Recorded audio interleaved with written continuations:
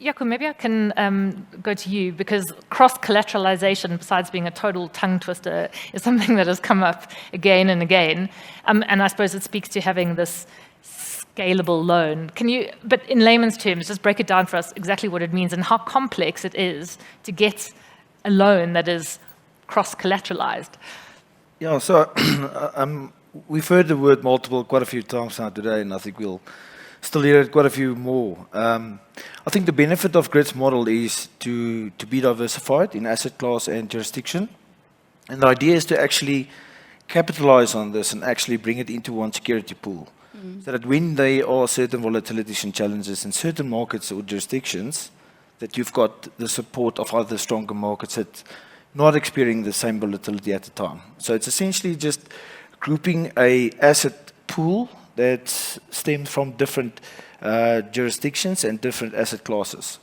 And I guess that's the ultimate goal that we try to achieve, because that gives lenders the comfort, as well as for us to achieve the sort of required tenor that we wanted to get out of this, and also to allow optimized pricing that actually make this deal work for us. Yeah. Hi, I'm Leon. I'm the CFO of Grit since 2015. Hi, I'm Jaco van Zyl, Head of Treasury for Grit.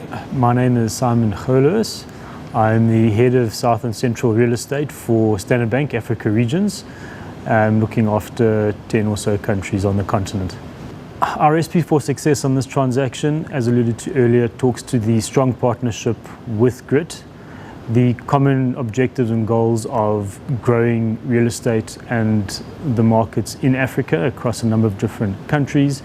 That close alignment and strategic partnership, I think, was absolutely crucial in getting this transaction across the line, especially in the time frame that we have looked at for this year.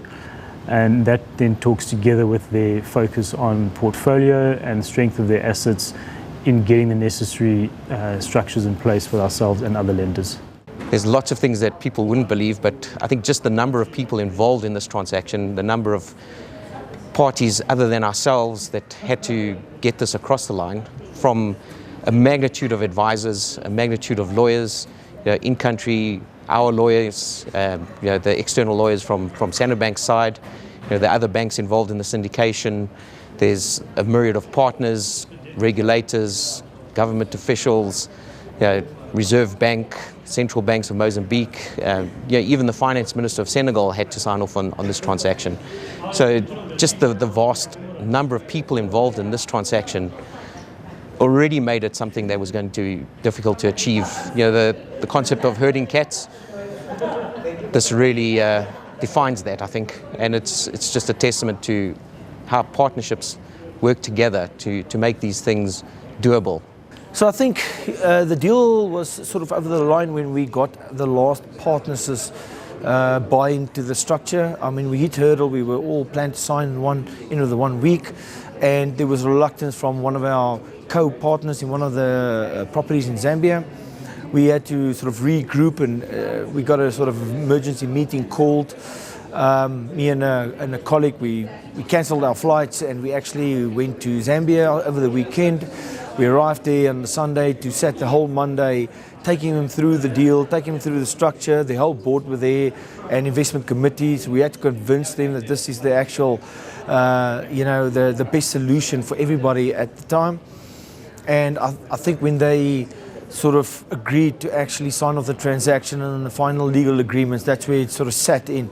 And myself and Oteng drove back to the airport from one of other bush lodge outside of Lusaka, and on that road where all the trucks are parked in rigid sort of Africa, there was this so surreal moment where a song played over the radio, believe it or not, and it was as we drove, and we just sort of sat there in this surreal moment. The song came on the radio. It said, "God will work it out." It was actually quite funny. I took a recording and we shared it with the guys in the office. But I guess that's the moment where we sort of realized, okay, sort of we got that done.